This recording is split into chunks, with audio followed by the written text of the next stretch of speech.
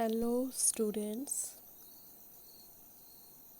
myself Dr. Deepti Lohni, lecturer in Government PG College, Kapkot, Bageshwar. तो ये BA third semester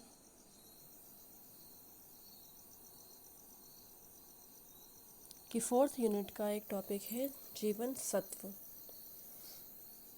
इससे पहले मैं बच्चों आप लोगों को कार्बोहाइड्रेट्स, प्रोटीन, वसा, जल के बारे में नोट्स दे चुकी हूँ और एक्सप्लेन भी कर चुकी हूँ। तो आज जीवन सत्व के बारे में आपको बताया जाएगा। तो जीवन सत्व होता क्या है, इसकी खोज कैसे शुरू हुई। तो सबसे पहले 1906 में कैम्ब्रिज विश्वविद्यालय के वैज्ञानिक जिनका नाम हॉपकिंस था, हॉपकिंस को नोबेल प्राइज़ भी मिला था। कैसे मिला था? अपने अलग अलग प्रयोगों द्वारा उन्होंने यह सिद्ध किया कि जो भी भोजन हम खाते हैं संतुलित भोजन नहीं होता है। क्यों नहीं होता है? क्योंकि उसमें सिर्फ प्रोटीन, कार्बोहाइड्रेट, वसा और खनिज लवण ही पाए जाते हैं। लेकिन इसके अलावा कुछ कार्बनिक यौगिक भी होते हैं जिनका भोजन में होना आवश्यक होता है, जिससे शरीर स्वस्थ रहे और उसमें वृद्धि हो।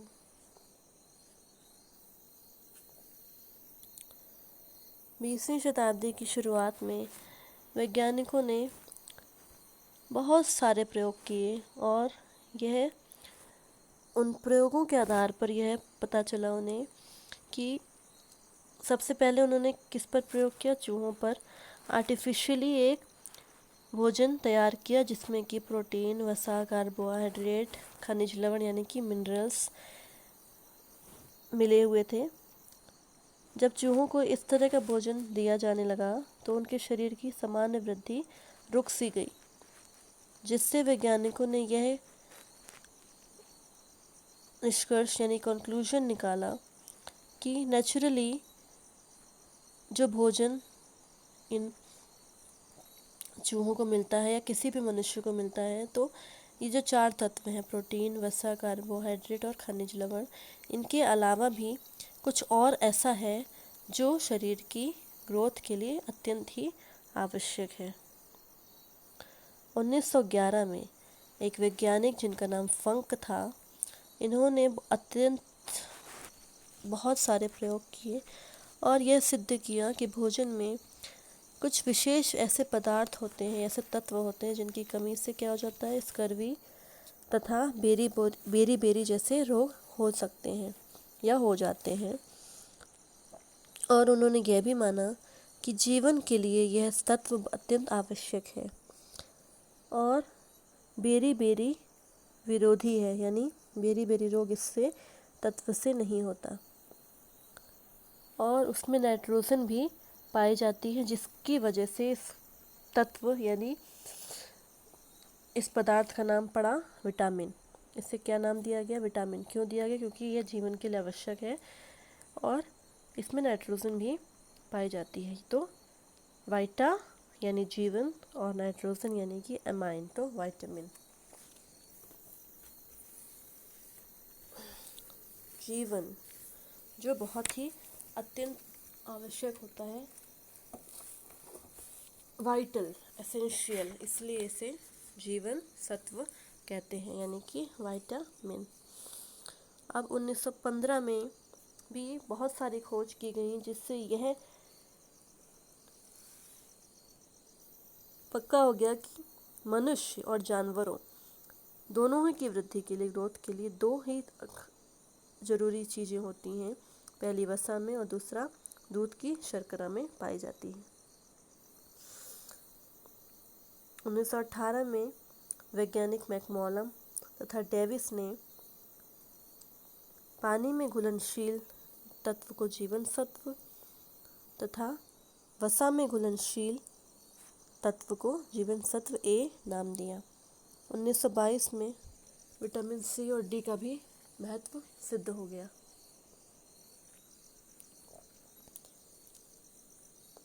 इसके बाद बहुत से वैज्ञानिकों ने अलग अलग चूहों, जानवरों, सफ़ेद खरगोश, इस तरह के पक्षियों पर भी प्रयोग किए और यह पता चला कि सिर्फ मनुष्य ही नहीं बल्कि इस तरह की इन विटामिन्स की कमी से ये सारे प्राणी भी बीमार हो गए, जिससे इन प्राणी भी बीमार हो गए, जिससे यह सिद्ध हो गया कि सिर्फ मनुष्य ही नहीं बल्कि और जीवाणु भी इस के लिए भी इस तत्व यानी विटामिन की आवश्यकता होती है। अब इसका वर्गीकरण देखते हैं।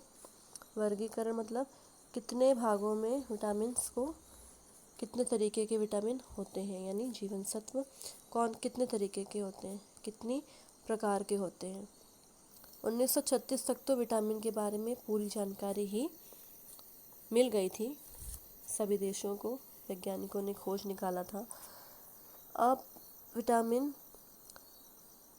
यह सिद्ध हो गया था 1936 तक कि विटामिन क्या है, कार्बनिक यौगिक है, यानी एक ऐसा यौगिक है जिसमें कार्बन के साथ साथ हाइड्रोजन, ऑक्सीजन, नाइट्रोजन भी मिले होते हैं। यह सिर्फ एक आवश्यक तत्व है हमारे भोजन में, बहुत थोड़ी मात्रा में रहता है लेकिन अत्यंत ही आवश्यक होता है। अगर इसकी कमी हो जाती है तो बहुत सी बीमारियां हो सकती हैं। तो ये कम मात्रा में तो चाहिए होता है लेकिन आवश्यक बहुत ज़्यादा होता है। अब कई प्रकार के विटामिन्स होते हैं जिन्हें मुख्यतः दो भागों में बांटा गया। पहला जल में घुलनशील और दूसरा वसा में घुलनशील विटामिन्स। जल में घुलनशील विटामिन्स की विशेषताएं इस प्रकार से हैं कि ये पानी में घुल जाते हैं, शरीर में जमा नहीं होते हैं, क्योंकि पानी में घुल जाते हैं तो पानी में घुलकर शरीर से बाहर निकाल दिए जाते हैं। इनकी कमी का प्रभाव बहुत जल्द ही शरीर पर दिखाई देने लगता है।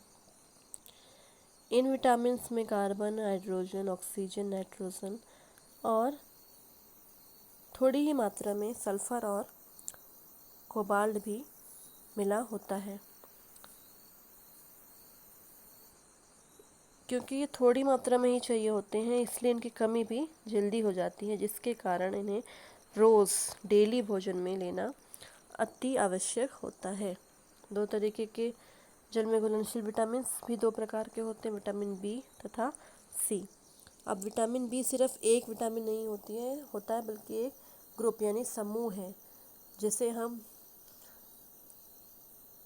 ग्रुप है तो उसको एक साथ हम कहते हैं विटामिन बी कॉम्प्लेक्स। तो इसमें 11 विटामिन पाए जाते हैं। सबसे पहला है थायमीन, दूसरा है राइबोफ्लेविन, फिर है नाइसिन। थायमीन को विटामिन B1 कहते हैं, राइबोफ्लेविन को B2 कहते हैं, नाइसिन या निकोटिनिक एसिड। फोर्थ है पायरिडॉक्सिन, इससे विटामिन B6 भी कहते हैं। फिर है बायोटिन। सिक्स्थ पेंटाफेनिक अम्ल। सेवेंथ है folic acid. Eighth inositol. Ninth है para amino benzoic acid. 10th है साइनोकोबालामिन और 11th है कोलीन। तो आज आपने समझा कि विटामिन्स यानी जीवन सत्व कौन कौन से होते हैं। तो आज की क्लास बस यहीं समाप्त करते हैं। इसके आगे का नोट्स, इसके आगे का एक्सप्लेनेशन मैं आपको कल दूँगी। Thank you.